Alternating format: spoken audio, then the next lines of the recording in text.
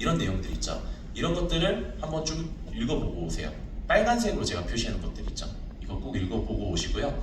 특히 제조 비율 있죠. 이거는 스탠다드 레시피입니다. 그래서 여러분들께서 임의로 바꾸실 수가 없거든요. 그래서 나중에 입소생으로 들어오게 되시면 반드시 이 레시피를 따르셔야 돼요. 그래서 레시피 기준, 제조 비율을 좀 잘 기억을 해주세요. SPM은 이제 피라냐 용액이죠. 그래서 황산하고 과산화수소를 5대1 비율로 제조를 합니다. 그리고 큰 유기오염물 제거 목적이다. 이렇게 내용을 좀 체크를 해주시고, SPM이 끝난 다음에 진행하는 게 이제 SC1을 주로 진행을 하거든요. 얘는 암모니아수하고 과산화수소 그리고 디아이워터 H2O를 1대 8대 64 비율로 제조를 합니다. 근데 일반적으로는 1대 1대 5 비율이거든요. 근데 저희 연구소에서는 스탠다드 레시피가 1864입니다. 이걸 기억을 해주시고, 나중에 실제로 SC1을 하실 때 필요하다라고 하면 1대 1대 5 비율로도 제조가 가능합니다. 다만 한번 쓰시면 드레인을 해주셔야 돼요. 근데 기본은 1864다. 체크해 주시고, 이것도 유기오염물 제거 목적으로 SC1을 진행을 한다. 그런데 이 SC1을 하고 나면 금속오염이 발생하다 보니까 이렇게 SC2까지 진행을 한다. 내용을 체크해 주십시오. 그래서 금속오염물 제거 목적이고, 역시 비율 체크 잘 해주십시오. 염산, 과수, 디아이워터 1대 1대 5 비율로 제조를 한다. 그래서 이렇게 SC2까지 끝나면 마지막에 이제 DHF를 진행을 하거든요. 그래서 얘는 HF 용액을 디아이워터에 희석한 용액이다. 저희 연구소에서는 1대 9 혹은 9대 1로 이렇게 제조를 하거든요. 그건 나중에 연구소 이제 팹에 들어와 보시면 배스별로 좀 나뉘어져 있을 겁니다. 그래서 한번 확인을 해보시면 될 것 같아요. 그래서 이렇게 4가지 단계를 거쳐가지고 우리가 클리닝 공정을 진행을 하고, 그리고 그 외에 외대치 공정도 이제 진행을 하는데, 외대치 같은 경우는 이제 다양한 케미칼들을 쓰죠. 필요에 따라서 인산, 질산 여러 가지를 쓰는데, 그 케미칼에 대한 내용은 뒤에서 좀 설명을 드리도록 하고요. 외대치는 테스트에 안 나오니까 그냥 이것만 보시면 될 것 같습니다. 그리고 세 번째가 PR 스트립 공정을 진행을 합니다. 실제로 저희 연구소에서는 이제 클리닝하고 이제 그 외대치하고 PR 스트립 중에서 PR 스트립을 제일 많이 써요. 웨스테이션 할 때 PR 스트립 목적으로 제일 많이 씁니다. 거의 대부분의 공정이 이제 포토가 들어가다 보니까 etch를 하고 PR 지우기 위해서 이제 스트립까지 항상 기본적으로 들어가거든요. 그런데 PR 스트립 같은 경우는 약액이 SPM하고 동일합니다. 황산하고 과산화수소가 5대1로 들어간다. 이 정도만 좀 체크를 해주시면 될 것 같아요. 그래서 어쨌든 우리가 이렇게 크게 3가지 목적으로 이 웨스테이션이라는 장비를 사용을 하게 되는데, 결국에는 이랬든 저랬든 어쨌든 간에 이 웨스테이션은 케미컬을 쓰기 위한 장비이고요. 케미컬을 안전하게 쓰기 위한 장비다. 이렇게 한번 체크를 해주시면 될 것 같은데, 이 웨스테이션은 그래서 이 안전성을 확보하기 위해서 여러 가지 기능들이 들어가 있거든요.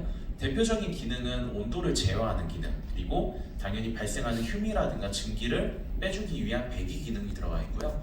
여기서 케미칼을 쓰다 보면 폐액이 발생하지 않습니까?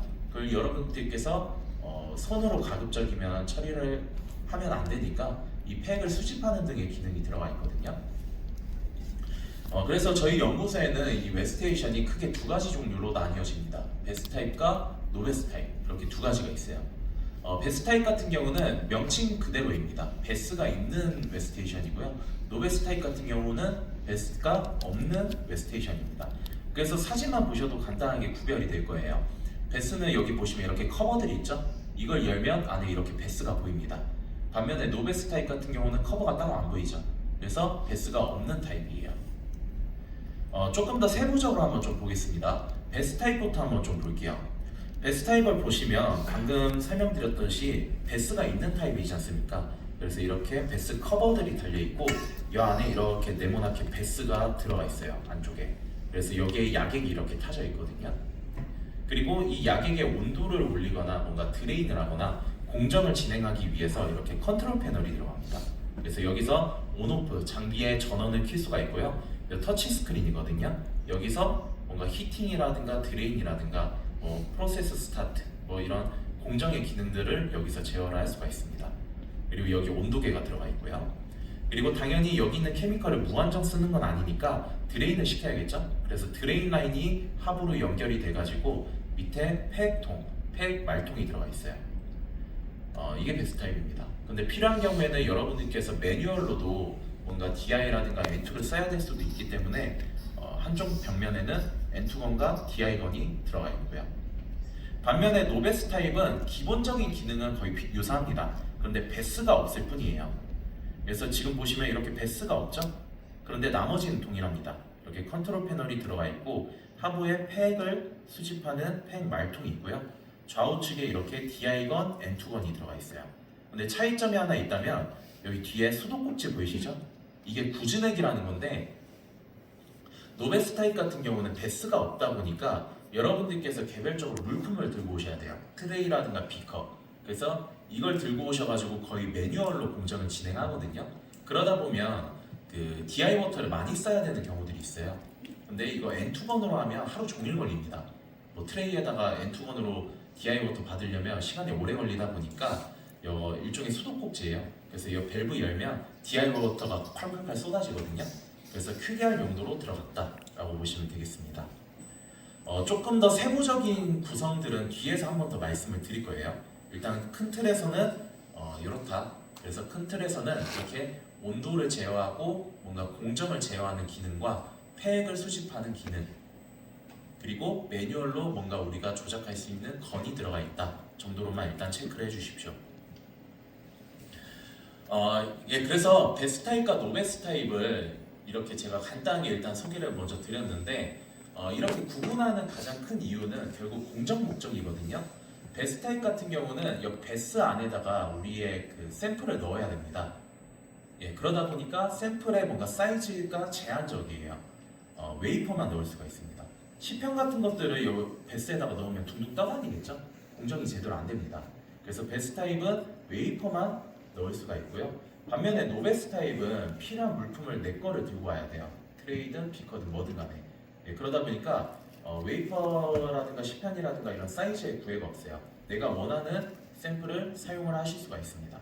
이런 차이가 있고, 또 두 번째 차이는 베스트 타입 같은 경우는 여기 약액이 들어가잖아요. 한 9리터가 들어가거든요. 되게 많이 들어갑니다. 그래서 용액을 여러분들께서 자유롭게 쓰실 수가 없어요. 아까 설명드렸던 SPM, 웨이퍼 클리닝, 웨데치 뭐 이런 것들 설명드렸죠. 거기에 맞춰가지고 약액을 제조를 해주셔야 돼요. 뭐 5대1, 1대8대 64 정해진 비율로 용액을 섞어주셔야 됩니다. 반면에 노베스 타입 같은 경우는 내가 가지고 온 물품에다가 용액을 타기 때문에 내가 원하는 대로 용액을 제조를 하실 수가 있어요. 그러니까 노베스 타입은 자유도가 굉장히 높죠. 베스트 타입은 제한적이고요. 이렇게 차이를 좀 구분해 주시면 되고요. 오늘 오신 분들 중에서 나는 거의 시모스 공정 할 것 같다 하시는 분 계신가요? 한번 손 들어보세요. 시모스. 좀 오늘은 계시네요. 거의 한두 분 있을까 말까 하거든요. 오늘은 꽤 있으시네요. 일단은 공식적인 기준은 이렇고요. 실제로 여러분들께서 쉽게 구분하는 방법은요. 시모스는 거의 다 베스예요. 베스트 타입입니다. 그리고 mem스는 거의 다 노베스 타입입니다. 그래서 노베스는 거의 다 솔벤트를 많이 쓰고요.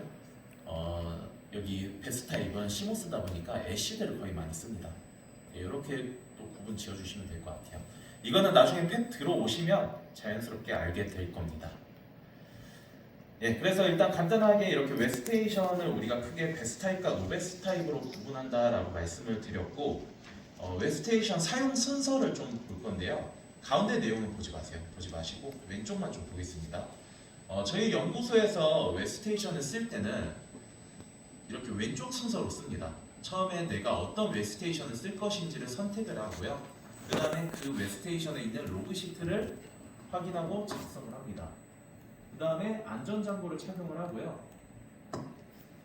안전장구 착용한 다음에 바로 장비를 쓰는 게 아니고 팬을 먼저 확인하고 교체를 합니다. 그 다음에 이제 공정 준비하고 공정을 진행하시는 거예요. 그래서 이 단계를 각 단계별로 좀 세부적으로 한번 살펴보도록 할게요. 제가 오늘 마치는 시간을 4시 40분을 좀 목표로 하고 있거든요. 그래서 조금 말이 빠를 수는 있습니다. 혹시라도 이해 안 되시면 나중에 질문 받을 테니까 그때 때 질문을 좀 해주셔도 좋을 것 같습니다. 자, 첫 번째 단계 웨스테이션 선택부터 한번 보겠습니다. 제가 앞에서 웨스테이션을 베스와 노베스로 구분을 해드렸죠. 그래서 뭐 웨이퍼만 들어갈 수 있냐 혹은 시편도 들어갈 수 있냐에 따라서 베스, 노베스의 구분이 나뉘어지고 또 용액을 정해진 비율로 제조를 해야 되냐 아니면 자유롭게 할 수 있냐 이거에 따라서 베스, 노베스 타입을 또 나눠볼 수가 있다고 했습니다. 근데 그 안에서도 좀 여러분들께서 한 번 더 구분하셔야 될 게 이제 애시드 타입이냐 솔벤트 타입이냐를 구분해야 되거든요. 만약에 내가 노베스를 쓸 거다 그럼 노베스 안에서도 애시드 전용이 있고 솔벤트 전용이 있습니다. 그리고 베스 타입에서도 애시드 전용이 있고 솔벤트 전용이 있어요. 그래서 이 세부적인 걸 좀 구분을 해주셔야 되는데 간단합니다. 일단은 저희 연구소에 있는 웨스테이션 장비는 다 이런 이름표가 붙어 있어요. 뭐 WA 몇 번, WS 몇 번 이런 식으로 붙어 있거든요. 여기서 이름만 보시면 돼요. 대충 눈치를 채셨겠지만 WA라는 의미는요 웨스테이션 애시드 타입이라는 뜻입니다. 그리고 WS는요 웨스테이션 솔벤트 타입이겠죠. 예, 그래서 이거 이름만 보고 구분하시면 돼요. 그리고 베스 타입이냐 노베스 타입이냐 구분은 베스의 유무로 구분하시면 되겠죠. 예, 그렇게 해서 구분을 해주시면 돼요. 그렇게 해가지고 내가 쓸 웨스테이션을 선택을 하는 건데 그런데 이게 별 내용 아니죠? 별 내용 아닌데요. 처음에 입수하시고 웨스테이션 쓸 때 한 10분 중에서 2분 정도는 여기서 사고를 칩니다. 통계적으로 그래요. 이게 처음에 내가 웨스테이션 쓸 때 좀 긴장하다 보니까 헷가닥 해버려요. 예, 그래가지고 그 애시드 타입에 가가지고 갑자기 솔벤트를 갖다 붓는다던가 혹은 솔벤트 타입에 가가지고 애시드를 갖다 붓는다던가 이런 사고를 한 10분 중에서 2분 정도씩은 꼭 하더라고요. 그런데 이게 웨스테이션 이 장비 있죠. 프레임이라든가 이런 재질들이 그 케미칼 성상에 저항성이 있는 재질로 하거든요. 그래서 애시드 타입 같은 경우는 애시드에는 저항성이 있는데 솔벤트에는 저항성이 없습니다. 그래서 애시드 타입에다가 솔벤트 갖다 부어버리면 장비가 망가져요. 근데 저 장비가 비싸거든요. 그러면 이 장비는 누가 물어주냐? 사고친 사람이 물어내야 됩니다. 그래서 제가 아까 전에 그 시설 사용에 관한 운영 세칙 있죠. 거기에 그런 내용들이 들어가 있어요. 그래서 그런 것들을 꼭 읽어보라고 말씀드리는 거고 예, 추가적인 설명 안 드릴게요. 뭐 제가 뭐 과거 사례 같은 걸 좀 말씀드리려 했는데 굳이 필요 없는 내용이네요. 뭐 이거 장비 가격 못 물어내가지고 막 2년 동안 봉사활동한 친구도 있고 이러거든요. 막 팩 같은 거 매번 막 봉사활동하고 이랬던 분들도 있어요. 몸으로 때운 거죠. 예, 그래서 이거 실수 안 하도록 좀 조심해 주셔야 됩니다. 이게 그냥 막 아무 생각 없이 하다가 갑자기 실수를 해요, 한 번씩. 예, 여러분들이라고 방심할 수가 없는 내용이니까 잘 기억을 해주시고 첫 번째 단계 이게 끝입니다. 이름 잘 구분하자 이 내용이었고요. 제가 아까 전에 웨스테이션 장비 구성에 대해서 마저 말씀을 못 드린 게 있어서 여기서 좀 말씀을 드리고 넘어갈게요. 먼저 베스 타입부터 세부적인 구조를 좀 볼게요. 아까 전에는 장비를 좀 멀리서 떨어져 가지고 봤을 때 모습에 대해서 말씀을 드렸고 지금 보고 계시는 사진은 이제 실제로 웨스테이션 상판 우리가 공정하는 그 상판대기 모습이거든요. 아까 전에 사진 보셨을 때 커버가 6개가 보였을 건데 그거를 이제 좀 더 자세하게 한번 보도록 하겠습니다. 우리가 베스 타입의 웨스테이션을 보면 보통 이렇게 커버가 6개가 있거든요. 6개가 있다는 거는 공정을 6가지 종류를 할 수 있다는 뜻이니까 라고 생각하실 수도 있는데 6가지가 아니고 우리는 3가지씩 할 수가 있습니다. 그래서 여러분들께서는 베스를 위아래로 하나씩 좀 묶어주세요. 이렇게 위아래로 하나씩 묶어주십시오. 그렇게 해가지고 3가지 공정을 할 수 있다고 보시면 됩니다. 그래서 각각의 베스의 역할은 무엇이냐? 일단 내가 이렇게 베스를 바라봤을 때 안쪽에 있는 베스들 있죠? 얘네들은 실제로 공정용 케미칼이 들어가 있습니다. 그리고 앞쪽에 있는 베스 3개는요 QDR 베스예요. 여러분들께서 케미칼로 공정 진행하신 다음에 공정이 끝나면 샘플에 뭐가 묻어있죠? 케미칼이 묻어있죠? 그걸 씻어줘야 되지 않습니까? 그래서 여기에 넣어가지고 QDR을 함으로써 한 번 더 씻어주는 역할이라고 보시면 돼요.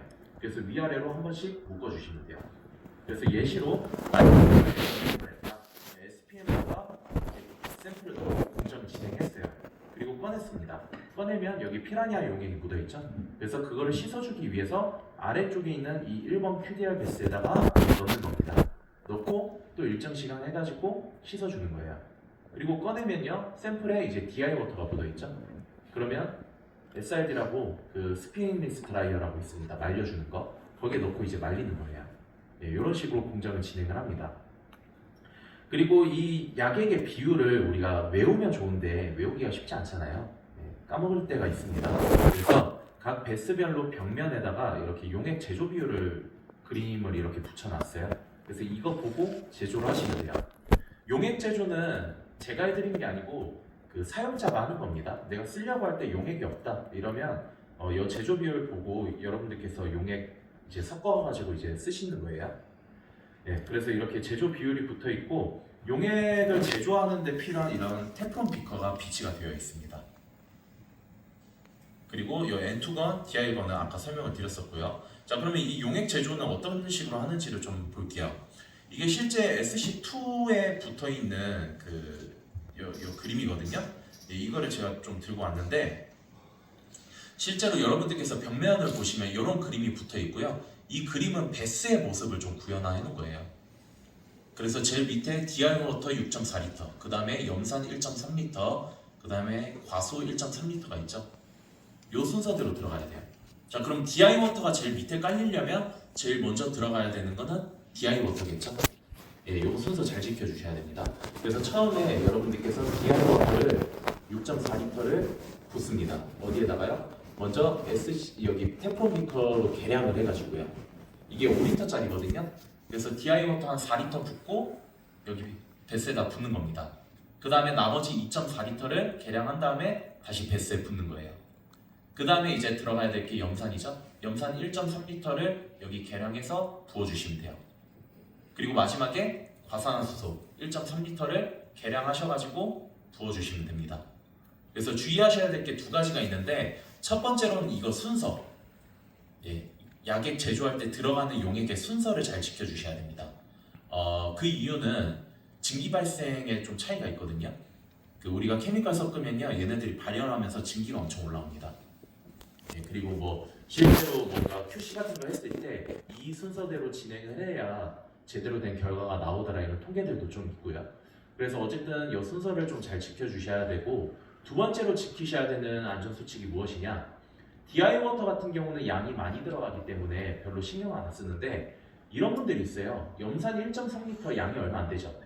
근데 이걸 붓고 또 부으면 귀찮다 보니까 이 비커, 테프론 비커 안에 염산하고 과산화수소를 한 번에 다 부어가지고 계량하시는 분들이 있어요. 큰일 납니다. 사고 납니다.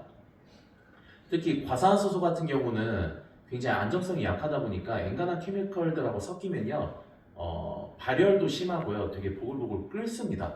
끓으면서 내 얼굴까지도 이렇게 튀어오를 때가 있어요. 예, 그래서 반드시 용액을 섞으실 때는 용액 종류별로 따로따로 계량을 해주셔야 됩니다. 예. 나중에 한번 보시면 아시겠지만 과산화수소는 황산하고 섞잖아요. 20도에서 2분 이내로 140도까지 올라가거든요. 엄청나게 열이 빨리 올라가요. 테프론 비커 바로 녹아버립니다. 네, 그래서 절대 테프론 비커에서는 용액을 섞으시면 안 됩니다. 용액별로 따로따로 계량해가지고 비커 안에 넣어주셔야 돼요. 네, 이렇게 제조를 해주시면 되고 추가로 이제 베스 타입에서 쓰는 이제 뭐 몇 개 물품들, 이제 대표적으로 테프론 캐리어. 여러분들께서 개별적으로 들고 온 캐리어 넣으면 오염되고 다 녹아버리겠죠? 예, 그래서 베스 타입 주변에는 이렇게 테프론 캐리어가 있고요. 이 캐리어를 핸들링하기 위한 핸들러가 두 가지가 있습니다. 수평 핸들러 그리고 수직 핸들러가 있거든요. 수평 핸들러는 우리가 테프론 캐리어는 아무데나 두면 안 되거든요. 예, 그래서 들고 이동할 때 이 수평 핸들러를 이용해 가지고 여기 이렇게 끼워 가지고 들고 이동합니다. 그리고 수직 핸들러는 베스에다가 이 테프론 캐리어를 넣을 때 사용하는 거거든요. 그래서 지금 이쪽 사진이 체결한 모습이에요. 그래서 이 테프론 캐리어에다가 내 샘플, 웨이퍼를 이렇게 로딩하시고 핸들러 체결하셔가지고 들고 베스 안에다가 집어넣는 겁니다. 네, 앞면, 뒷면 이거는 뭐 구분해 주시면 될 것 같고요. 반면에 노베스 타입은 딱히 설명드릴 건 없고 딱 하나 설명 안 드린 게 있어요. 폐액 배출구. 아까 정면에서 봤을 때는 이 상판이 아무것도 없는 것처럼 보였지만 이렇게 동그랗게 해가지고 팩 커버가 있거든요. 이거를 열고 안에 챔버가 하나 더 있습니다. 그 챔버 커버까지 열고 안에다가 팩을 부으시면 이 밑에 연결된 팩통 쪽으로 드레인이 됩니다. 그래서 이렇게 팩 배출구까지 하나 더 있다. 이렇게 체크해 주시고요. 네, 그래서 뭐 첫 번째 단계에서 제가 말이 좀 길어지긴 했는데 어쨌든 중요한 거는 첫 번째 단계에서는 이제 베스, 노베스 당연히 구분할 줄 아셔야 되고요. 그 안에서도 솔벤트 타입이냐, 애시드 타입이냐 이걸 잘 구분해달라 이런 말씀을 드렸습니다. 그리고 두 번째 단계로 하셔야 될 게 로그 시트를 확인하고 작성하는 거예요. 우리 웨스테이션 장비는요, 장비별로 이 로그 시트라는 장비 이력 대장이라는 게 들어가 있습니다. 장비 쪽에 이렇게 걸려 있어요. 그래서 이거를 잘 작성을 해주셔야 되는데 목적은 두 가지입니다. 일단 첫 번째로는 다음 사용자가 이 로그 시트를 보고 장비에 어떤 문제가 있는지를 확인할 수가 있거든요. 그래서 여러분들께서 처음에 장비를 쓰기 위해서 이 로그 시트를 확인해 보시면 이 비고란에 문제가 있을 경우에는 적혀 있어요. 그걸 보고 여러분들께서 공정을 진행해도 되는지 안 되는지 이걸 좀 판단하실 수가 있습니다. 그리고 두 번째로는요, 여기에 여러분들께서 공정하기 전에 날짜하고 이름 그리고 몇 시부터 몇 시까지 쓸 건지 정도는 작성을 해놓으시면 쓸데없는 오해를 좀 피할 수가 있어요. 뭐 예를 들면 그런 게 있습니다. 공정을 하기 위해서 온도를 딱 올려놨어요. 특히 베스 타입은 애시드죠. 애시드는 온도 올리기가 되게 힘들거든요. 시간이 꽤 오래 걸립니다. 그런데 내가 쇠빠지게 온도 딱 올려놓고 한참 올라가고 있는데 내가 잠깐 샘플 가지러 갔어요. 웨이퍼 가지러. 근데 그 사이에 지나가던 어떤 직원이나 어떤 사람이 왜 장비가 켜져 있지? 그러고 로그 시트를 봐요. 봤는데 아무것도 안 적혀 있어요. 그러면 이전 사용자가 공정이 끝난 다음에 깜빡하고 켜두고 갔구나 이러면서 꺼버립니다. 그러면 여러분들께서 쇠빠지게 준비하셨던 게 물거품이 돼버리죠. 예, 그래서 그런 오해를 피하기 위해서 여기 사용하기 전에 날짜, 이름, 시간 정도는 적어주셔야 돼요. 그래야 지나가는 사람들이 보고 지금은 공정하려고 온도 올리고 있구나 이렇게 좀 이해를 하겠죠. 특히 저희 안전팀 같은 경우는 그 아무것도 안 적혀 있으면 바로 지체 없이 꺼버리거든요. 예, 이걸 로그인 이력을 확인을 했을 때 로그인이 돼 있어요. 돼 있는데도 끕니다. 왜냐하면 전산 오류일 수도 있기 때문에. 그래서 반드시 이 내용을 꼭 적어주셔야 됩니다. 사전에.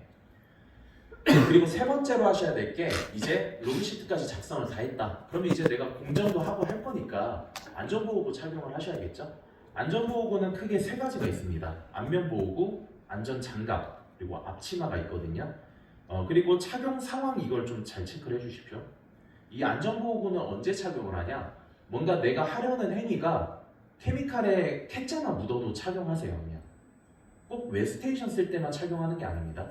내가 뭔가 하려는 어떤 행위가 케미칼하고 조금이라도 관련이 있다. 케미칼이 조금이라도 묻어있다. 그러면 착용을 하시는 거예요. 그래서 대표적으로 당연히 웨스테이션 사용할 때 착용해야겠죠. 그리고 폐액통 교체할 때도 착용을 해야 됩니다. 근데 이거를 여러분들께서 많이 안 해요. 타인의 작업을 관람한다. 제가 테스트 합격한 다음에 연구실 그 유저분들한테 실습 이제 좀 받아보라고 말씀드렸죠. 그때 옆에서 지켜보는데 안전보호 착용 안 하고 이렇게 관람하시는 분들이 있어요. 예, 그런 분들도 규정 위반입니다. 이것도 규정에 다 나와 있거든요. 그래서 타인의 작업을 관람하거나 이제 참관할 때 그때도 안전보호구를 착용을 해주셔야 됩니다. 그래서 이 안전보호구도 애시드 타입과 솔벤트 타입으로 분류를 하고 있거든요. 애시드 타입 같은 경우는 안면 마스크를 비치를 하고 있습니다. 얼굴 전면을 가려주는 안전보호구죠. 그리고 안전장갑은 두 가지 종류가 있는데 파란색 장갑하고 이렇게 초록색 장갑이 있어요. 파란색 장갑은 제가 베스 타입 사용할 때, 초록색 장갑은 노베스 타입 사용할 때이라고 되어 있죠. 노베스 타입 같은 경우는 핸들링이 좀 중요하다 보니까 장갑의 편의성이 좀 중요하거든요. 그래서 초록색 장갑이 파란색 장갑보다 좀 유연합니다. 대신 조금 더 얇겠죠. 예. 반면에 이 파란색 장갑은 엄청 두꺼워가지고 핸들링이 쉽지가 않아요. 주먹 쥐는 것도 좀 어렵거든요. 근데 베스 타입에서는 딱히 핸들링할 일이 없기 때문에 이 파란색 장갑을 쓰고 있습니다. 대신 그 안정성이 굉장히 높겠죠. 그래서 이렇게 구분을 하고 있고요. 앞치마 같은 경우는 내화합성 앞치마로 애시드하고 솔벤트 다 저항성이 있습니다. 반면에 솔벤트 타입 같은 경우는 애시드 타입에 비하면 좀 헐랭하죠. 예, 좀 뭔가 약합니다. 일단 안면보호구는 고글이에요. 고글. 그리고 안전장갑은 이제 라텍스 장갑처럼 좀 생겼죠. 니트릴 장갑처럼. 니트릴 장갑이 맞는데 솔벤트 전용입니다. 그래서 솔벤트의 저항성이 있어서 솔벤트 장갑으로 저희가 비치를 해놓고 있고요. 앞치마는 이제 똑같이 내화합성 앞치마입니다.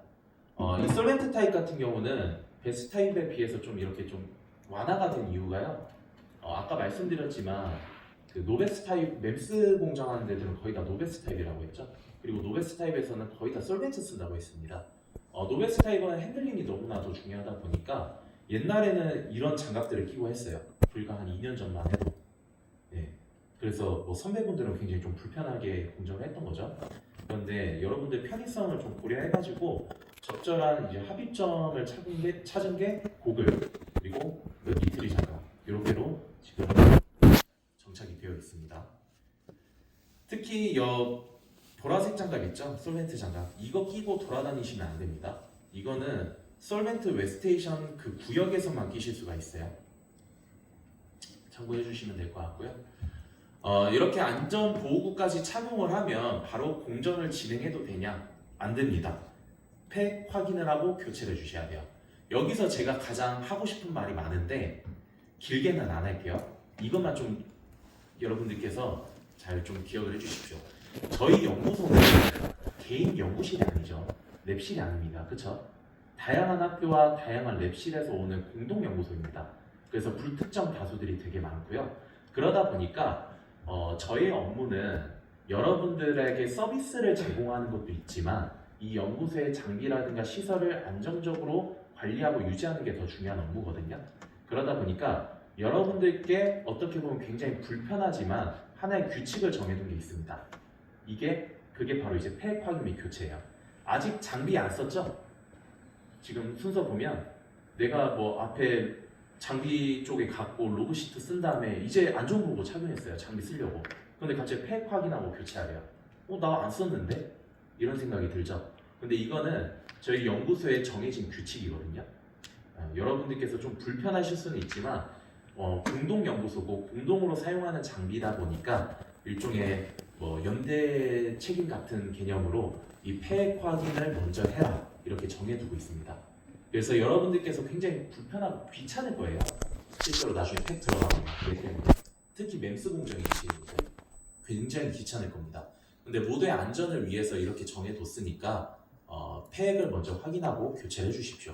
사실 여기서 더 말할 게 많은데 나중에 이번 달 말에 여러분들께서 아마 유저데이에 참석을 하실 수도 있습니다. 그때 좀 더 자세하게 말씀을 드리도록 하고 일단 이 정도로만 좀 말씀을 드릴게요. 그래서 우리가 이런 이유 때문에 폐액을 확인하고 교체를 해야 되는데 애시드는 50%로 기준을 잡고 있고요. 솔벤트는 70%로 잡고 있습니다. 그래서 폐액을 어떻게 교체를 하냐? 저희 앞 시간에 입수안전교육에서 그 도면 같은 걸 좀 보여드리긴 했을 텐데 저희 C1 구역이 시모스 구역이거든요. 그 뒤편에 백룸이라고 있습니다. 거기가 이제 폐액 수집장인데 여기 가보시면 이렇게 새 폐액통하고 이 폐액통에 뚜껑이 있습니다. 그리고 이거를 싣고 나를 수 있는 폐액 카트가 배치가 되어 있거든요. 근데 우리가 폐액을 버릴 때 그 화물질 안전법 때문에 이런 폐액 분류 스티커하고 전표라는 것도 이제 부착을 해줘야 돼요. 그래서 이렇게 5가지를 챙겨 가셔야 됩니다. 어디로요? 내가 쓰면은 장비 쪽으로. 그래서 가셔가지고 하부에 있는 가득 찬 폐액통 있죠? 얘를 앞으로 꺼내볼게요. 꺼내면 이렇게 뚜껑이 장비에 연결돼 있을 겁니다. 그래서 먼저 얘를 풀어주시고 푼 다음에 얘를 새 폐액통에다가 연결하시는 거예요. 그러면 이제 헌 폐액통을 어떻게 하냐? 뚜껑 세우고 들고 온 거 있죠? 그거를 여기에다 연결하시는 겁니다. 연결하고 이제 새로 교체한 폐액통은 안쪽으로 쭉 밀어 넣어주시면 돼요. 그리고 이제 헌 폐액통 있죠? 이제 버려야 될 거. 얘를 이제 처리해 주시면 되는데 어떻게 처리하냐면 먼저 폐액 분류 스티커부터 부착을 해주셔야 돼요. 앞에 이 사진처럼 옆면에다가 유기폐액이냐 아니면 뭐 산이냐 이걸 부착을 해주셔야 됩니다. 그래야 이걸 팩을 처리하는 업체에서 이게 산인지 솔벤트인지를 알겠죠? 그래서 이 분류 스티커를 부착을 해주시는 거고, 우리 연구소에서는 분류 스티커가 이렇게 좀 구분이 돼 있어요. 일단 솔벤트는 초록색 스티커로 솔벤트라고 적혀 있습니다. 그리고 팩은 아세톤, 메탄올을 지급합니다. 네, 근데 메탄올 만약에 개별적으로 들어오시면 뭐 포함이 되고요. 아세톤 IPA가 대표적입니다. 그래서 이게 버려진 팩통은 솔벤트를 부착을 해주시면 되고요. 또 초록색이 있습니다. 현상액. 대표적으로 뭐 PR이라든가 디벨로퍼 혹은 스트리퍼 이런데 뭐 PR이 묻어 있겠죠? 얘네들은 현상액류 스티커를 부착을 해주시면 돼요. 그리고 그 외에 애시드들 있죠? 얘네들은 빨간색으로 되어 있습니다. 그래서 빨간색으로 해가지고 뭐 불산, 뭐 SPM 뭐 이런 식으로 적혀 있으니까 거기에 맞게 부착을 해주시면 돼요. 그리고 알칼리 같은 경우는 파란색으로 되어 있고요. 암모니아수하고 기타 알칼리로 구분을 하고 있습니다. 이거 테스트에 나와요. 여기 블랭크 처리해가지고 뭐 써야 되는지가 나옵니다.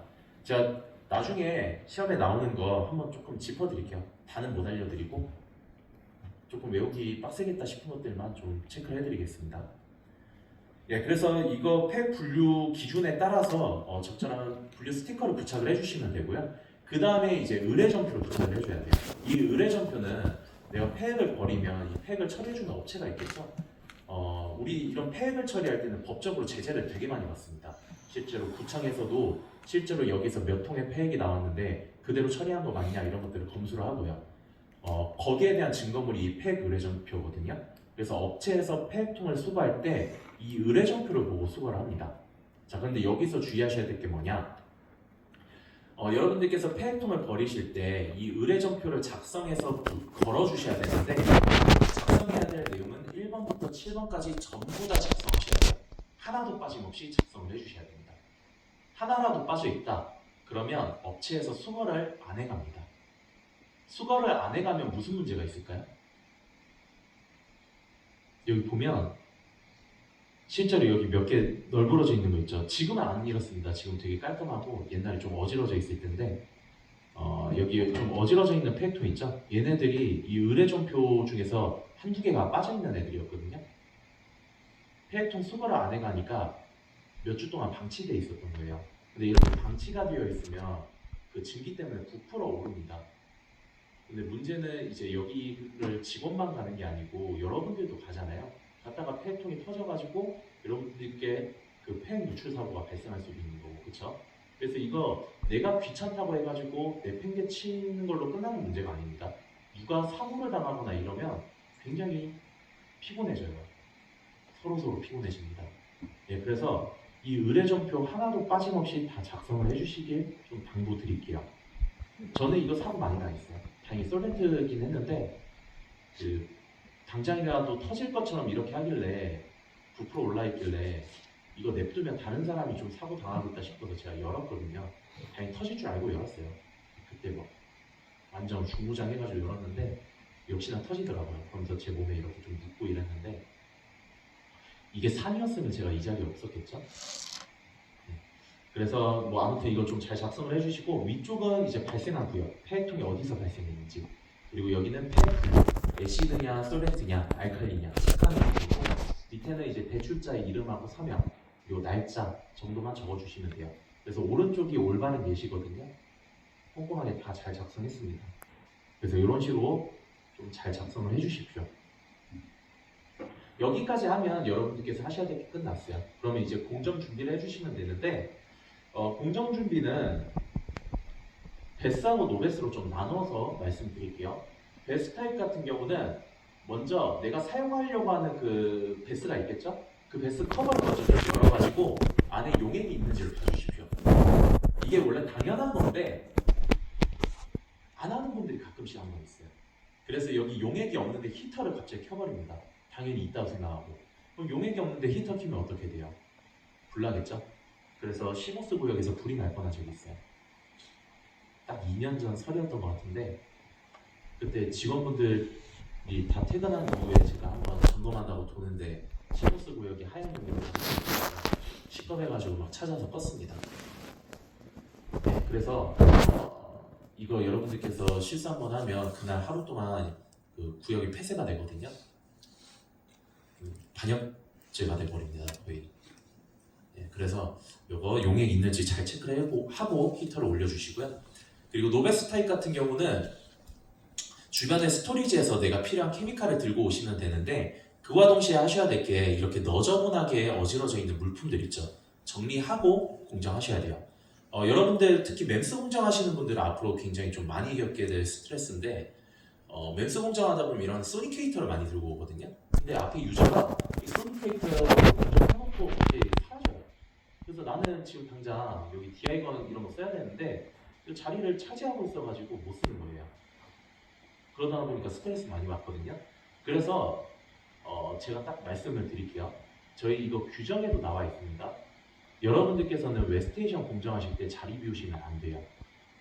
공정하는 동안에는 무조건 앞에 있어야 됩니다. 앞에서 멍을 때리시든 뭐라든 간에 절대 자리 비우시면 안 되거든요. 그런데 자리를 비울 수 있는 예외 조건이 있어요. 어떤 조건이냐? 메모를 붙여 놓으셔야 돼요.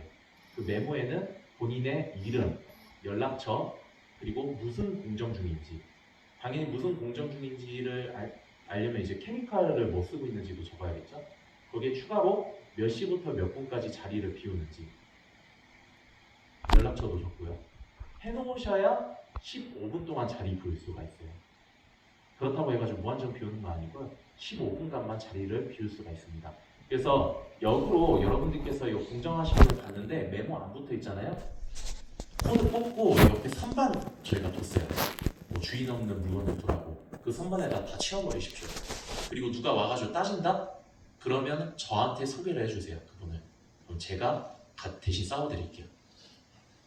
그렇게 해주시면 됩니다. 그래서 불필요한 물품 치워주시고, 이거를 제가 강조하는 이유도 있어요. 이 소니케이터 같은 경우들 코드 뽑아서 쓰는데 보면 와 진짜 막 대대손손 물려받은 것들이에요. 막 그 피복 다 벗겨져 있고 막 이러거든요. 근데 우리 아세톤 같은 경우는 폭발하는 점도 되게 낮고 인하점도 마이너스 18.5도씩 막 이러거든요. 그러니까 뚜껑 열면 증기가 나오는 건데 저 피복 다 벗겨진 거에서 누설전류가 없을까요? 있겠죠? 다행히 배기 때문에 빨아들이니까 불이 안 났던 거지, 사실 배기가 조금만 약해도 바로 불이 날 수 있는 환경이거든요. 그래서 이런 물품들은 치우고 공정 진행해 주시면 됩니다. 그래서 이렇게 사전에 이런 것들 좀 확인을 해주시면 되고, 그 다음에 이제 공정을 진행해 주시면 됩니다. 공정하는 방법은 별거 없어요. 사실 베스트 타입밖에 설명드릴 게 없습니다.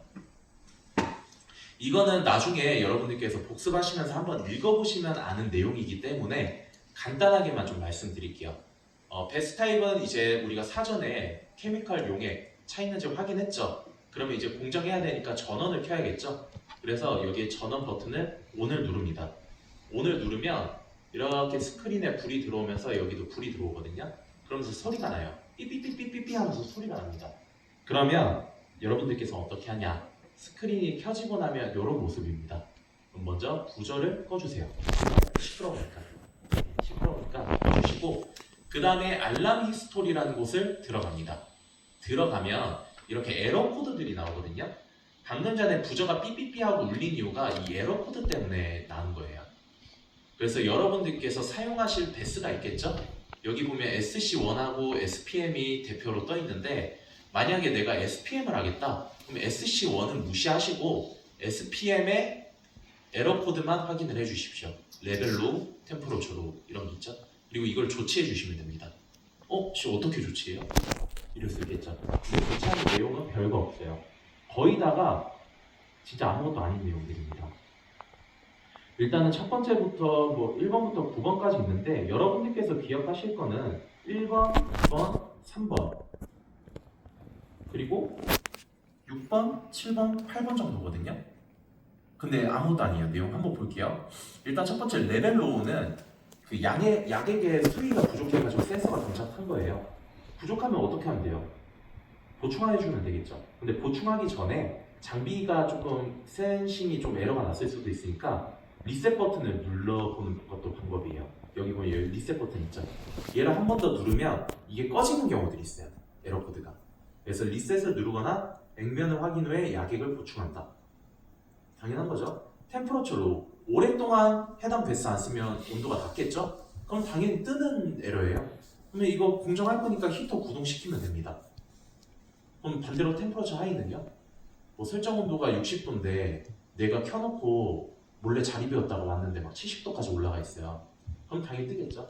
그래서 온도가 너무 높을 때 이럴 경우에는 당연히 히터 끄고 그 저기 좀 야기기 식을 때까지 기다려 주시면 됩니다. 그리고 드레인 엔지 이거는 그 우리가 드레인 그 베스 타입은 거의 다 오토 드레인이거든요. 그래서 설정 시간대에 다 드레인이 돼야 되는데 안 되는 경우들이 있어요. 배관이 좀 막혀 있거나 이럴 때. 그럴 때 이제 뭐 뜨는 건데 이거는 그냥 이론적으로만 알고 계세요. 뭐 이렇게 한다.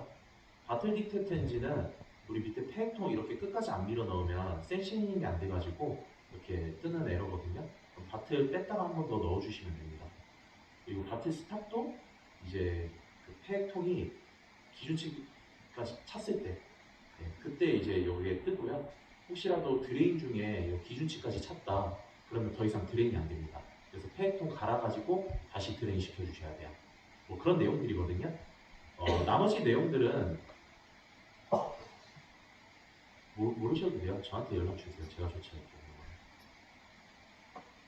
그 특히 6번, 7번, 8번은요. 이거 이론적으로는 알고 계세요. 테스트에 나오니까. 근데 실제로는 6, 7, 8번은 거의 다 폐액통 한번 뺐다가 집어넣으면 다 해결돼요. 간단하게. 10 중에서 8 정도는 거의 다 해결됩니다. 이건 실무적인 내용이고요. 그래서 아무튼 1번, 2번, 3번, 6, 7, 8 정도는 기억을 해주시면 좋을 것 같습니다. 예, 그래가지고 뭐 이렇게 조치한 다음에 이제 공정하면 되겠죠? 예, 그래서 공정을 할 때는 어떻게 하냐? 여기 메인 메뉴에서 보시면 각 베스별로 이렇게 세부 저 기능이 들어가 있어요. 메뉴가 있거든요. 그래서 베스 위치에 이렇게 좀 포지션 맞춰가지고 들어가 있으니까 위치별로 봐주시면 될 것 같고요. SPM이면 제일 왼쪽 뒤쪽에 있겠죠? SPM이면 그리고 PR 스트립은 가운데 뒤쪽에 있는 베스일 거고 HF는 오른쪽 뒤에 있을 거고요. QDR 1, 2, 3는 앞쪽에 있겠죠? 네, 이렇게 되어 있고요. 우리가 먼저 공정 진행하기 전에 진행하기 위해서 PR 스트립을 만약에 한다라고 하면 PR 스트립을 터치를 합니다. 그리고 여기 히터 있죠? 히터를 터치해 주시면 온도가 올라가요. 그래서 옆에 온도 게이지를 보시면 아래쪽에 초록 색깔은 설정 온도고요. 빨간 색깔은 현재 온도예요. 그래서 120도까지 올려야 되는데 지금 18.5도시죠? 그럼 이제 온도가 조금씩 올라가는 겁니다. 그래서 설정 온도까지 도달할 때까지 좀 기다려 주시면 돼요. 그리고 제가 여기 드레인 카운트를 좀 함께 확인해 달라고 적어놨는데 이거는 지금부터 해당 베스 몇 번 쓸 수 있는지 사용 가능한 횟수가 남아 있습니다. 그래서 이게 0이 되면 오토 드레인, 자동으로 드레인이 돼요. 애시드들은 그렇고요. 솔벤트는 아까 말씀드린 것처럼 여러분들께서 팩 교체해 주셔야 됩니다. 네, 그렇게 한 다음에 이제 설정 온도에 도달했다. 그럼 모니터를 터치합니다. 이게 오토로 공정하기 위한 메뉴거든요. 그래서 모니터를 터치를 하면 이렇게 레시피가 입력이 되어 있어요. 그래서 이것도 베스 위치별로 들어가 있으니까 원하는 베스 터치해 주시면 됩니다. 그래서 나는 PR 스트립을 할 거니까 가운데 뒤쪽 베스죠. 그래서 600초로 레시피가 입력이 되어 있고요. 얘를 한번 터치를 하면 타이머가 동작을 합니다. 599, 598 이런 식으로요. 그러면 여러분들께서 사전에 테프론 캐리어에다가 웨이퍼 넣고 이렇게 수직 핸들러 체결했죠. 안전보호 착용하고 베스 안에다가 투입을 해주시면 돼요. 그리고 이거 타이머가 다 될 때까지 기다리시면 끝입니다. 그리고 끝이 났다. 그러면 이렇게 0초가 되겠죠? 그러면서 삐삐삐 하면서 이제 또 부저가 울려요. 그러면 부저 안 누르셔도 되고요. 타이머 한 번만 더 터치해 주시면 초기화가 됩니다. 이렇게. 그 다음에 샘플을 꺼내주시면 돼요. 샘플 꺼낸 다음에는 어떻게 해야 돼요? 이제 QDR 해야겠죠? 케미칼 묻어있는 거 씻어줘야 되니까. 그래서 모니터 쪽으로 다시 들어가시면 대부분의 이 QDR 베스는 360초로 레시피가 입력이 되어 있습니다. 그래서 이걸 또 터치하면 360, 359, 358 이렇게 타이머 동작하거든요. 그러면 역시 여기에다가 캐리어를 투입해 주시면 돼요. 그리고 역시 얘가 0초가 됐다. 그러면 한 번 더 터치해가지고 초기화 시키고 꺼내주시면 끝이 납니다. 그런데 가끔 가다가 이 QDR 베스가 지금 제가 이렇게 수기로 넣었는데 이렇게 0초로 레시피가 풀려있는 경우들이 있거든요. 이럴 경우에는 여러분들께서 매뉴얼로 또 진행이 가능해요. 각 QDR 베스 메뉴에 들어가시면 이렇게 DI 워터 서플라이, 버블 이런 기능들이 있거든요. 얘네들 켜가지고 이 캐리어 넣고 이제 QDR 진행하시면 됩니다. 이때 타이머는 여러분들 휴대폰 해주시면 되고요. 예, 이렇게 베스트 타입은 쓰시면 되고 노베스트 타입은 설명드릴 게 없어요. 그냥 여러분들께서 자유롭게 쓰시면 됩니다. 물론 안전에 좀 유의하셔가지고 쓰시면 돼요. 그래서 아까 말씀드린 것처럼 개별 그 트레이라든가 비커라든가 용품들을 그 물품 반입 허가를 받고 들어오셔야 되거든요. 그렇게 한 다음에 이제 원하는 대로 쓰시면 되는데 항상 안전에 주의해가지고 써주시면 됩니다. 그리고 마지막으로 이제 공정이 끝난 다음에 SRD라는 게 있어요. 이거는 베스트 타입, 그러니까 정확하게 웨이퍼만 쓸 수가 있는 건데 우리가 베스트 타입에서 QDR까지 진행하고 나면 이제 DI 워터가 묻어있지 않습니까? 그래서 웨스테이션 주변에 이렇게 SRD가 있거든요. 여기에다가 테프론 캐리어 째로 이렇게 넣고 커버 닫아서 스타트 버튼을 눌러주시면 얘가 레시피가 다 입력이 되어 있어요. 그 세팅이 되어 있거든요. 그래서 알아서 드라이를 시켜줍니다. 그 다음에 끝이 나면 멈추거든요. 그럼 꺼내보면 되게 뽀송뽀송하게 잘 말려져 있어요. 그래서 얘를 이제 언로딩 한 다음에 다음 공정으로 가시거나 아니면 탭아웃 해주시면 됩니다. 그래서 여기까지 이제 공정이 모두 끝이 나면 이제 정리하시면 되거든요. 정리는 아까 전에 두 번째 단계 우리 로그 시트에다가 이름하고 시간 정도는 적었었죠. 나머지 내용들을 쓰시면 돼요. 여기 뭐 SC2를 했는지 SC1을 했는지 혹은 뭐 SPM인지 스트립인지 이렇게 해당 내용 체크하시고 마지막에 몇 회 남았는지 드레인 카운트까지도 이렇게 체크해 주시면 돼요. 적어주시면 됩니다. 그리고 반드시 도어를 닫아주시고요. 이게 제일 중요해요. 정리해서 우리 웨스테이션 배기가 굉장히 셉니다. 이거 한 구역에서 웨스테이션 한 2대 정도만 도어가 열려 있잖아요. 그 구역에 양압이 깨져요. 음압까지도 막 걸립니다. 그 정도로 세거든요. 그래서 반드시 도어를 닫아주십시오. 도어 열었다가 막 양압 깨지면 여러분들 샘플에도 좀 지장이 가니까 꼭 닫아주셔야 돼요. 힘드네요.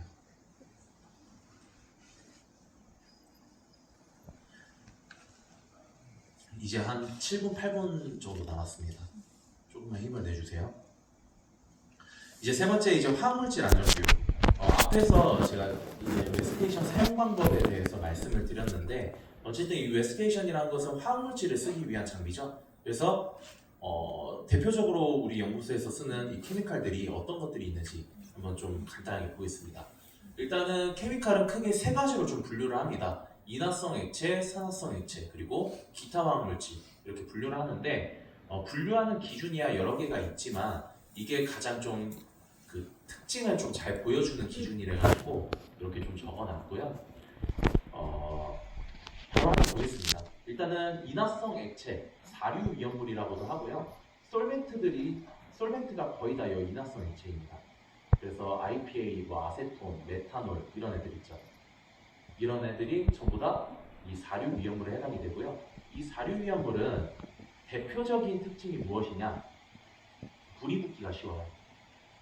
불 붙기가 진짜 쉽습니다. 저는 저희 연구소가 왜 아직 불이 안 났을까에 대해서 의문을 가지고 있는데 그 정도로 불이 나기가 쉬운 물질들입니다. 얘네들은 뚜껑만 열면 증기가 발생을 하고요. 증기 발생하는 온도가 영하고 뭐 이러거든요. 혹은 10도 미만이고 이러거든요. 그리고 그 증기에다가 쬐끄만 미설전류만 가해줘도 불이 붙는 애들인데 다행히 뭐 웨스테이션 배기 덕분에 그런 건지는 모르겠습니다만은 다행히 여러분들께서 아직 안정적으로 잘 쓰고 계시는 물질들이에요. 아무튼 우리가 맵스 구역에서 뭔가 PR을 지우거나 이렇게 세정이나 소금 제거 목적으로 많이 쓰죠. 근데 얘네들은 불이 나기 쉬운 물질들이기 때문에 여러분들께서 사용하실 때 반드시 주변에 전기 제품들은 무조건 치워주셔야 돼요. 무조건 치우고 공정을 해주십시오. 그래서 이게 특징이고 그리고 반드시 사용한 다음에 뚜껑을 꼭 닫아주셔야 됩니다. 닫고 제자리에 놔야 돼요. 당연한 거죠. 당연한 얘기인데 안 하는 분들이 있어서 말하는 거예요. 뚜껑 닫고 제자리에 놔주십시오. 뭐 여기 있는 내용들은 여러분들께서 잘 아시니까 그냥 한번 읽어보시면 돼요. 파란색으로 적어놓은 것 정도, 파란색으로 적어놓은 거하고 분자식 있죠. 시성식 이거. 얘 정도는 좀 봐주십시오. 예, 테스트에 나옵니다. 그리고 육류 위험물은 산화성 액체라고 해가지고 산소를 주는 애들. 그러니까 아까 이 사류 위험물 얘네들이 불 붙기 쉽다고 했죠. 얘네들 옆에다가 막 과산수소 뚜껑 열어놓고 불났다라고 가정해 볼게요. 그럼 불이 이 정도로 끝날 게 얘가 막 산소를 막 공급을 해주다 보니까 엄청 커집니다. 불이. 그런 특징을 가진 애들이에요. 여러분들께서는 이제 공정 관점에서는 SPM 세정 목적이고 외대치 목적이다 이렇게 알고 계시지만 얘네들이 뭔가 안전 관점에서 봤을 때는 산소 공급원으로서 작용하기 때문에 얘도 당연히 뭐 뚜껑 열어두면 안 되겠죠. 물론 뭐 질산 뚜껑 열고 다니는 사람은 없겠지만요. 그래서 그런 특징이 있고, 그래서 여러분들께서 나중에 팩에 들어가 보시면요, 과산화수소, 질산 얘네 두 개하고 사류 위험물 있죠, 솔벤트, 얘네들이 붙어 있는 경우는 절대 못 볼 겁니다. 왜냐하면 둘이가 굉장히 서로 상호 보완적이래 가지고 법적으로 같이 두는 걸 금지시키고 있어요. 예, 그래서 따로 분리가 되어 있을 겁니다. 그래서 이런 것들은 한번 읽어보시면 될 것 같고, 그 다음에 기타 화학물질 대부분의 이제 애시드들이 여기에 해당이 되는데, 황산, 염산, 뭐 이인산, 불산, 프라모늄, 아모니아도 뭐 읽어보시면 잘 아시겠죠? 예.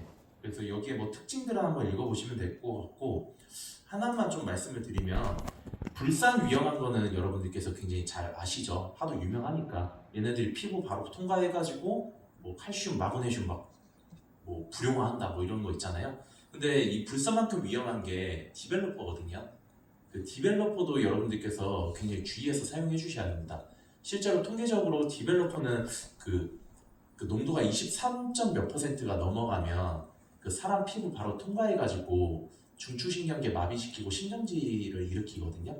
그래서 디벨로퍼는 저희 연구소에 개별적으로 만약에 들고 온다라고 하면 20% 넘어가면 저희가 절대 못 들고 들어오게 합니다. 예전에 막 그 디벨로퍼 뒤집어 써가지고 뒤집어 쓰고 4시간 뒤에 막 사망했던 작업자분 뭐 사건도 있고 이래요. 제가 어디 기업이라고 말을 쓰면 못 드리는데, 작업을 하다가 그 라인을 잘못 건드려가지고 펜 라인을 보수하러 가셨는데 디벨로퍼 라인을 건든 거예요. 그래가지고 뒤집어 썼거든요. 그게 막 오후 3시인가 4시인가 뭐 그랬다는데, 괜찮아요? 하니까 괜찮대요. 그러고 5시에 작업 끝내고 갔어요. 3시에 뒤집어 쓰고 그냥 샤워 한번 탁 때린 다음에 5시까지 작업하고 퇴근을 하셨어요. 8시인가 돌아가셨대요. 갑자기 심정지 오고 이래가지고. 그래서 디벨로퍼, 고농도의 디벨로퍼도 굉장히 좀 위험하거든요. 그래서 여러분들께서 사용하실 때 주의해 주셔야 됩니다.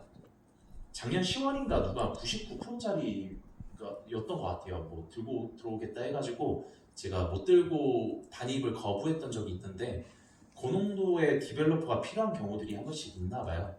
근데 저희 연구소에서는 금지입니다. 근데 기본적으로 제공해드린 디벨로퍼가 있긴 해요. 그건 2.4%짜리가 그래요.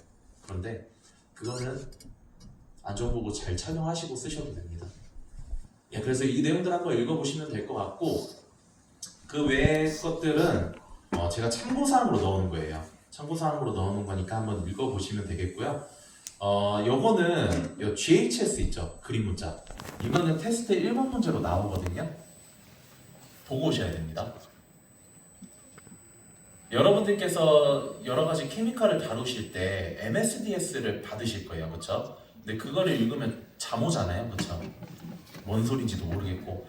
그래서 MSDS 대신에 이 그림 문자만 아셔도 어떤 위험성이 있다 정도는 아실 수가 있거든요. 그래서 이 그림 문자고 그 어떤 특징이 있는지, 그리고 해당 물질엔 뭐가 있는지를 한번 좀 보고 오셔야 됩니다. 내용이 좀 많으니까 짚어드리면, 폭탄의 폭발, 이거 뭐 블랭크 처리를 해놨겠죠? 그런 게 있고요. 그리고 뭐 불꽃 나오겠죠? 어떤 물질인지. 그리고 해골과 X자형뼈, 부식성, 건강유해성, 뭐 이런 것들이 나올 겁니다. 이것도 원래 좀 자세하게 설명을 드리면 좋은데,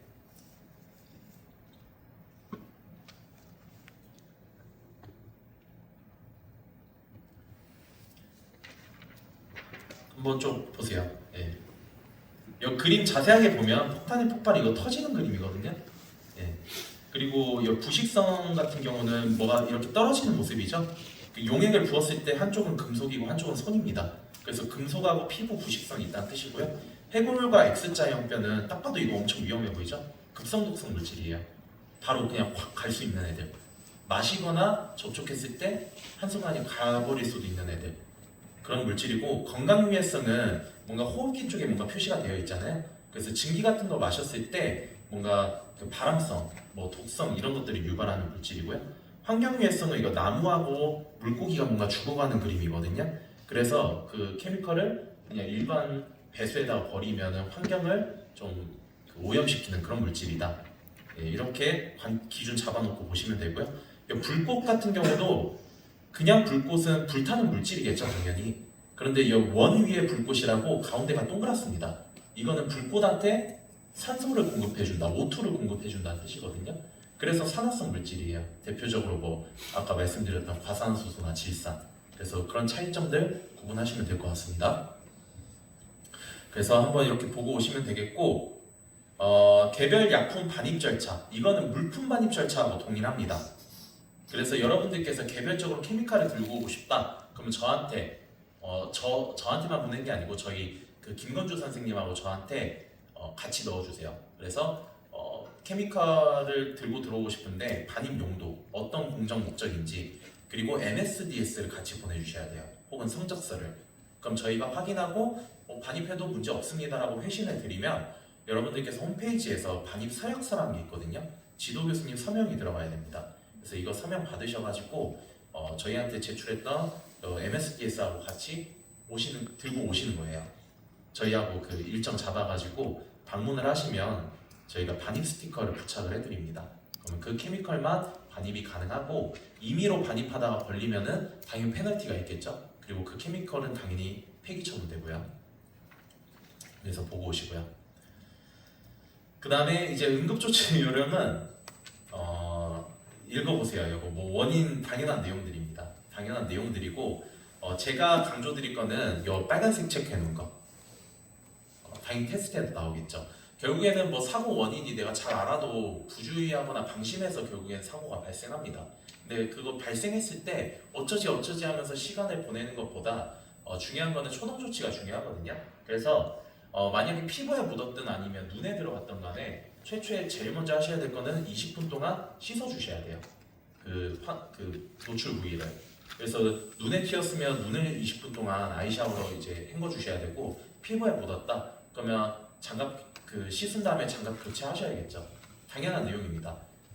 당연한 내용이고, 중요한 건 20분 이상 씻는다. 그 다음에 저희한테 연락을 주시면 저희가 병원에 뭐 업고 가든 태우고 가든 저희가 조치를 해드릴 거예요. 그 다음에 특히 눈에 묻었을 때 아이샤워까지 가기 막 힘들다, 내 두 눈에 다 튀었다, 그러면 옆에 분한테 도움 요청해가지고 웨스테이션 DI건이라도 싸달라고 해도 돼요. 빨리 씻어내는 게 중요하니까. 그렇게 해가지고 빠르게 조치하는 것이 중요하다, 이런 내용이었고요. 이거는 케미칼이 누출되었을 때 어떻게 조치해야 되냐, 이런 내용인데, 이것도 동일합니다. 그 보호구함에서 흡착포 같은 거 있죠? 예, 그런 걸로 덮고 주변 사람들한테 말씀드려요. 팩이 누출됐다. 그리고 저희한테 연락을 주시면 됩니다. 사실 뭐 설명드릴 게 더 많기는 한데, 이거는 나중에 유저 데이 때 못한 설명들은 마저 하는 걸로 하고, 내용들 한번 좀 읽고 오시면 될 것 같아요. 불산의 특성 한번 읽어보시면 될 것 같고요. 뒤에는 뭐 시간 관계상 제가 못할 것 같고 나중에 한번 읽어보세요. 네, 읽어보시면 대충 뭔 내용이구나 하고 아실 겁니다. 자, 여기까지 뭐 교육 내용을 마무리하도록 하고 끝내도록 하겠습니다. 네, 긴 시간 수업 들어주셔서 감사합니다. 수고하셨습니다.